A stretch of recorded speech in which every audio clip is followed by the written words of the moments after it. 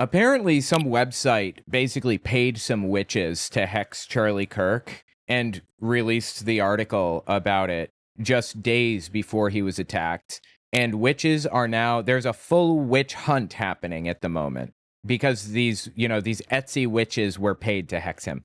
Megyn Kelly talked about it. I want to take a look at the original article, but listen to what Megyn Kelly said about it. They took the article down, but we pulled it up with the help of the Wayback Machine. And while their article about all of this it was published on Monday, September 8th, it makes clear that the writer contracted for the curse in late August. She says she wanted it to line up with the new moon in Virgo, which this year meant August 23rd. I mean, she's kind of mocking it, but lending it credence and credibility at the same time. It's ridiculous, okay? Witches are not real, or they don't have powers. We'll put it that way. Witches don't have powers. Okay, no matter how much you want to make it seem like they do, they don't. This is a blatant attempt to blame people who hated Charlie Kirk, which you connect to the left, which is creating even deeper divisions. It was a joke article. Okay, yeah, maybe they did pay the witches, but witches don't have powers, and she knows that, in my opinion. That tracks because she points out in the piece that by August 24th, she was waiting impatiently for results. The witch, they reveal, promised on August 23rd that, quote, you will see the first results within 2 to 3 weeks. This was 18 days before Charlie was killed. Not satisfied with this curse, the amped up one alone, Jezebel reached out to a, quote, third witch, Priestess Lilin. Jezebel wow, naming people and everything, like that shit is dude. If enough people cursed a single person, would the results be stronger? Quote, when I asked her if she'd noticed more political figures being targeted these days, she said yes. The next day, Lilin sent the Jezebel writer proof of the hex she had cast. Quote, a photograph in flames, the edges slowly curling inward, engulfing Charlie's ridiculous, scrunched up little face. She whispered, I imagine, writes to the Jezebel reporter, trust the unseen. Chills, writes Jezebel. Sunday, I mean, God, this is so absurd and disgusting, honestly. I can't believe that people actually bought this. August 24th passed, writes the author, and nothing. Monday, August 25th, still nothing. Tuesday, August 26th, nothing. But then she writes, she reminded herself, this is witchcraft, not Amazon. The forces operate on their own schedule. The Jezebel writer ends the piece as follows. So, did my Etsy curses work? Time will tell. The forces move in mysterious ways. And as the priestess Lilin reminded me, spell work is a collaboration between the caster, the client, and the universe itself. For now, we can only trust in the timing of the great unknown. To you, Mr. Kirk, may the rash come swiftly. 2.5 weeks after those... Anyway, that's Megyn Kelly's take on it. Let's take a look at the actual article here. If the far-right misogynist with a bad haircut wants to villainize independent women, Jezebel's more than happy to be the hag of his nightmares. I mean, this was written on the 8th, September 8th, and he died on September 10th. The internet has ruined me in 1,000 ways, but one of its strangest gifts is that I can now buy a curse as easily as I can buy a phone charger. On the mystical website Etsy, you can find... Okay, it's not a mystical website. It's just a website. You can find a spell for just about anything. Don't want it to rain on your wedding day? There's a spell for that. Want the man who cheated on you to develop an incurable rash or premature balding? The Etsy coven has you covered. Oh, please. But the internet has its downsides. Exhibit A, Charlie Kirk. Maybe it's maybe it's his obsession with telling women what to do or his aggressively large head, but the far-right podcaster's presence is more irritating than most. That's when I remembered. There's Etsy. So they went through this whole who is Charlie Kirk thing, this disclaimer. Is it ethical to curse a man I've never met? Probably not, but it is unethical to let him keep talking. I want to make it clear, I'm not calling on dark forces to cause him harm. I just want him to wake up every morning with an inexplicable zit. I want his podcast microphone to malfunction every time he hits record. I want his blue blazers to suddenly all be one size too small. I want one of his socks to always be sliding down his foot. I want his thumb to grow too big to tweet. To ruin his day with the collective feminist power on it, the Etsy coven would be my life's greatest joy. So that's the article. It was a joke, obviously. But the right is taking it seriously. This is on New York Post, which is, in effect, a right-wing media outlet. I believe it was started by Alexander Hamilton, and I I know Hamilton was kind of a nutcase in a lot of ways and a complete scumbag, but I would like to believe that he would be disgusted by what the New York Post has become. I believe that all founding fathers would be disgusted by what the New York Post has become. It's an embarrassment at this point. Feminist website Jezebel boasted that a reporter paid witches on Etsy to curse MAGA conservative influencer Charlie Kirk 2 days before he was assassinated in Utah, with the publication later forced to add an editor's note condemning the heinous act of violence. They condemned violence from the start. They specifically said in the article they don't want violence, they just want him to be inconvenienced. Are you interested in punishing Kirk for the years of regressive rhetoric he's shouted at America's youth and anyone within earshot? The disturbing article read. Here at Jezebel, we're about to find out if there's a spell for that. Now, is it ethical to curse a man? Yeah, we've already read that. The editor's note was placed at the top of the article sometime after Kirk's assassination Wednesday afternoon. Again, they specifically said, they left the paragraph out that said, we don't want him to be hurt. We want him to be inconvenienced. They're completely ignoring that. This is not a journalistic outlet. This story was published on September 8th. Jezebel condemns the attack on Charlie Kirk in the strongest possible terms. We do not endorse, encourage, or excuse political violence of any kind, it insisted. Anyway, just disgusting that the right is looking for new scapegoats for this, when in reality, Donald Trump turning the temperature up, dehumanizing his political enemies, people he views to be his political enemies, this is a direct consequence of that temperature being turned up. Let's listen to a little more Megyn Kelly here. Half weeks after those curses were requested and cast, 2 days after Jezebel published that article, Charlie was killed by an assassin's bullet. I know what you're thinking. This is a bullshit Etsy curse. Yeah, obviously. Why are we spending time on this? Because you're trying to demonize the right's political enemies and bring the temperature up, make people more heated. That's why. Obviously, of course. I'm going to get to that in a minute. Stay with me for now. After the shooting, Jezebel took down the article, quote, on the recommendation of our lawyers. They underscored that the piece was meant to be humorous, intended as satire, and that they made clear they wished Charlie, quote, no physical harm, which is not the full story now, is it? At the same time, they said of the article, quote, we stand by every word, which means they did want him cursed. They wanted everyone to hate him. They wanted it to be powerful, and they wanted Charlie, quote, punished for years of regressive rhetoric.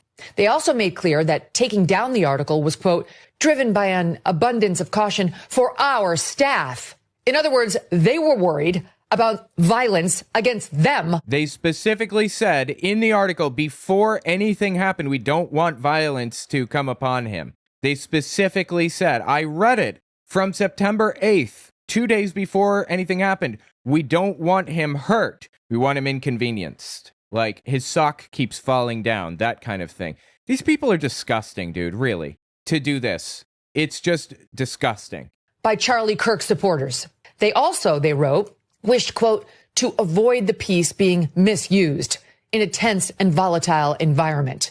There was not, they made clear, any change in their editorial and judgment. In fact, they emphasized, quote, we may republish at a later date. They then rambled on about the country's gun problem and the heated political divide in the country and free speech, noting they do not actually condone political violence. Now, again, they said that in the article. She is just an evil human being. Seriously, what is wrong with you? May be saying to yourself, why are we talking about Etsy curses? None of this is real. Well, two things. First of all, Christians are opposed to casting spells or trying to contact the spirit world. It's not real. And you know it's not real, Megyn Kelly. Only because they believe there's only one God, but because they acknowledge the existence of the devil and evil spirits. Here is Father Mike Schmidt. He was on the day Charlie died, helping us through that as well. But he came on our show first time a couple of years ago, and here he is discussing this very subject. They don't all acknowledge the devil or whatever. Like, many of them are of pagan origin, pagan belief system or whatever, which means that they think that, like, other gods exist that give them powers, or some of them don't believe in gods at all. They think it's just a kind of a function of the universe that you can call on powers or whatever, nothing to do with God or whatever. My God, dude, these people are seriously deranged. Like, what the fuck? By the way, guys, check out my new shop, owenmorgan.com/shop. I have a bunch of really cool designs on there.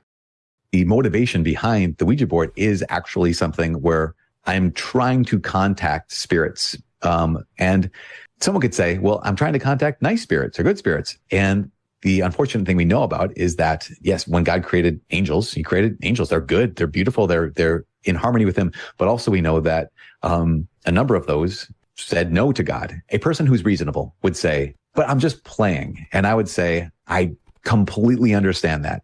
And then I would say, at the same time, you remember the movie The Exorcist? Oh my God, dude. It was a fucking movie. It was a story.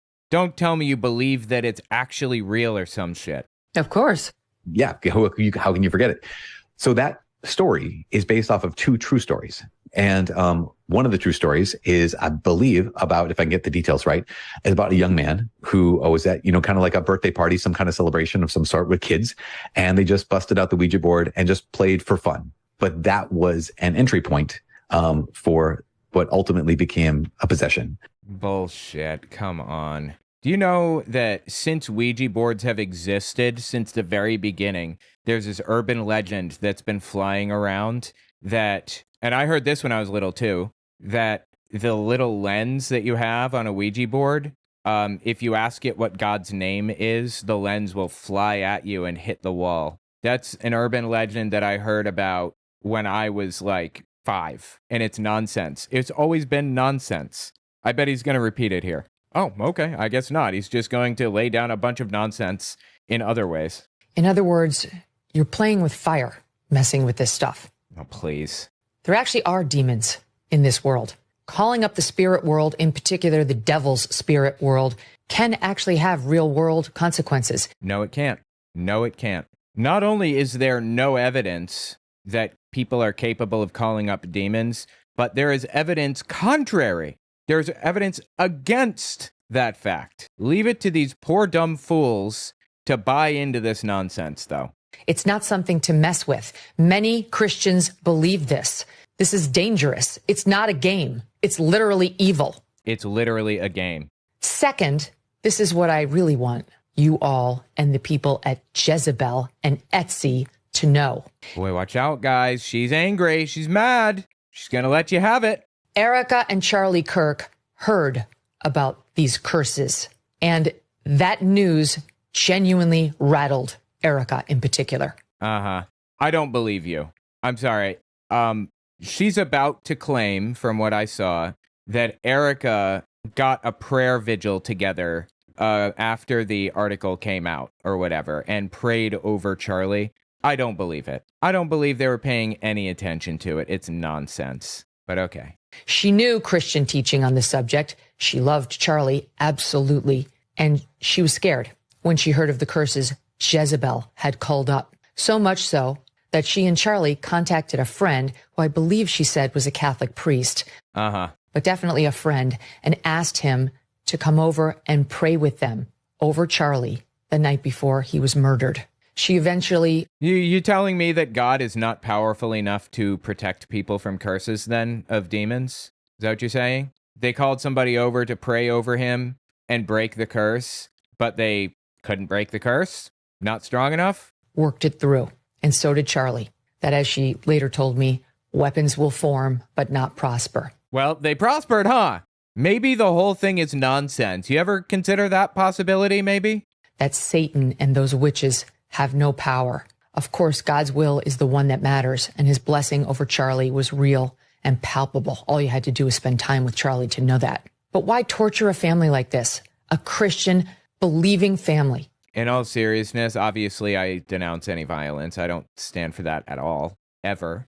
Violence like this only ever creates martyrs. And besides that, I don't want to live in a world where we need to live in fear that this kind of thing is going to happen. I denounce all violence, all times, always, period, full stop. That being said, Charlie Kirk made people's lives harder, more miserable, needlessly. Made fun of people, tore people apart, said that black people are less qualified, said that you should assume that they are less qualified if you see black people like in any kind of work position whatsoever. He made everyone's lives harder. He He was just a bad person in his heart. And there used to be a time when we were taught not to be bad people and not to do the things that Charlie Kirk popularized, to not do the things that he said and did and encouraged. I guess the dude should have gone back to kindergarten where we learned those values. So you're asking why somebody wants to make his life more difficult? Why does he want to make other people's lives more difficult? This argument can be used on either side. You tell me that he was just expressing his opinion while these Jezebel people were expressing theirs. So there you go. Why do this vile thing to a young couple, parents to two babies, living in accordance with the gospel, deeply in love? Yes, political, but doing nothing other than speaking publicly about their views. There you go. It's always just speaking publicly about their views. All right. Okay, cool. Well, let's just talk about their views for a second then and see what those basic views were, just expressing themselves. Somehow I've avoided being the target of the doxing campaigns, luckily. I don't want to deal with more doxing campaigns. I've had enough for my lifetime. I've been avoiding this subject. I feel that it's pretty, sometimes it's important to talk about certain things and be on record about stuff. And that's why I'm talking about some of this now. Here's just kind of a breakdown of some of the things that Charlie Kirk believes. Just a reminder, I would really appreciate it if you guys checked out my Patreon. If you're not going to donate, you don't have to, but follow me there at the very least. owenmorgan.com/Patreon. Just in case something happens with the government or whatever. It would be really good if you had some way to connect with me and my content. I'm really concerned about that. And maybe you should consider that for other creators too. If I see a black pilot, I'm going to be like, boy, I hope he's qualified. It begs the question, when you see a black pilot, you wonder, you say, I hope they are qualified. And in the spirit of affirmative action, we have Ramon and Cadillac are your two pilots. They've never flown before, but they are black. If I'm dealing with somebody in customer service who's a moronic black woman, is she there because of her excellence, or is she there because of affirmative action? He was a vile racist. I'm sorry that you don't like that fact, but that's what it is. And the far right, or the right, honestly, not even the far right, but the right in the United States right now is trying to force a conversation on the left. They're trying to force the left to argue, to have an internal battle with each other about whether violence is okay. Violence is not okay. Everybody agrees with that, pretty much. Violence is bad. Literally every single Democratic politician or anybody of note at all, every influencer, everybody has denounced Charlie Kirk's death. Everyone. You find like the random left-wing lunatic on Twitter with 6 followers and hold that up as the bastion of like left-wing thought or whatever. The left is denouncing it broadly. This is not a battle that needs to be waged on the left. The right is saying, if you don't wage this internal war with yourself, then we'll kill you. That's what they're saying right now on the right. And I'm saying the left cannot, is incapable of turning down the temperature because the left isn't the one that's amping it up right now. The right is amping up the temperature. And the right needs to turn it down, particularly Donald Trump and Fox News. And until they ramp it, or until they turn it down, it's just going to get worse and worse until we see pogroms, which I believe we're going to see. And it's going to keep going that way until either the right turns it down or is forced to turn it down through denazification, which is state-organized efforts to denazify the United States. And I believe that that's absolutely going to happen. I'm 100% sure that's on the horizon. State-forced denazification efforts. I talked about it in another video on my main channel if you want to see it, but denazification was done partially through Spruchhammer courts, is what they were called. Spruchhammer, actually, is how it was pronounced, roughly. But these courts were basically, they would tear your life apart, go from top to bottom, and try to discover everything about your beliefs and your practices and everything. They had a questionnaire, is 131 questions long. It asks things like, did you join the Nazi Party before or after 1937? Because at a certain point, you couldn't join, or you couldn't function without being a member of the Nazi Party after 1937. So if you joined before, it's pretty good indication that you had some of those beliefs. They ranked people from 1 to 5. I believe 5, it may be the other way around. I think 5 was like arch criminals, basically, who concentration camp guards and stuff. Or maybe 1 was. Anyway, 4, I believe, was people that were heavily involved, maybe block wardens, stuff like that. 3 were people that supported it and denounced others. 2 were nominal party members who were not involved, but were just there.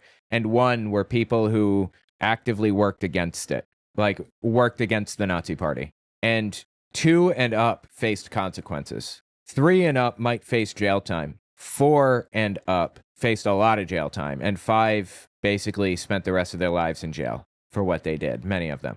Every German adult went through Spruchhammer courts. I believe that's what we're going to see in the United States, and I don't believe it's far off either. The shit that MAGA has done is beyond unacceptable and has created a searing rage in me and many others. They overstep to a degree I cannot articulate, and they are all fucked when the Spruchhammer courts come along, when denazification comes along, when the next Democrat takes power. They are fucked, every one of them.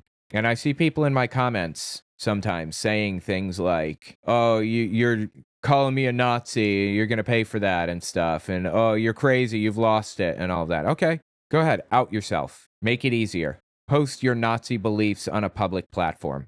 On my public platform, of all places. Go ahead. Make it easier to enact denazification. I would appreciate it very much. Anyway, the point here that I'm so laboriously trying to reach is that Charlie Kirk was a bad person. He just was. I'm sorry that you don't like people saying that to you, but he was not a good person. I don't see how you can... I mean, he was racist, right? Of course, he was racist. Why don't you just admit that he was racist? Charlie Kirk would probably admit that he was racist. Only here because of affirmative action. Yeah, we know. You do not have the brain processing power to otherwise be taken really seriously. The war on white people continues. You had to go steal a white person's slot to go be taken somewhat seriously. We are raising a generation of weak people like Simone Biles. LeBron James is a self-interested, narcissistic, and we know he's not very smart. You're representing your nation. You're selfish sociopath. Not very bright, not wise, not somebody of good character. She is a shame to the country. Blacks in America did not have the same rights they had today. Data shows they were actually better in the 1940s. Let's get loud. The 1940s, dude. The 1940s. He has to know that the 1940s were a horrifying time for black people, right? He must know that. Says the Civil Rights Act was a mistake and stuff like that. Can you at least admit that he was a racist? Like, just be honest with yourself and with me, right? For Kyle Rittenhouse. I'm also going to offer some context and some nuance about the death of George Floyd that no one dares to say out loud, which is that this guy was a scumbag. Okay, first of all, it doesn't matter. It's completely irrelevant if he was a scumbag. He was killed by a police officer for no reason. For no reason. How can you possibly justify that? You're trying to destroy his reputation to excuse police violence. I don't understand how people can be like this. Anyway, obviously I denounce violence. Of course I denounce violence. I will always denounce violence. I need Trump to denounce violence. Can we get that? No? Then things are just going to keep getting worse. Buckle up. And when a Democrat takes control, expect reciprocal reprisals through the form of state denazification. It is coming.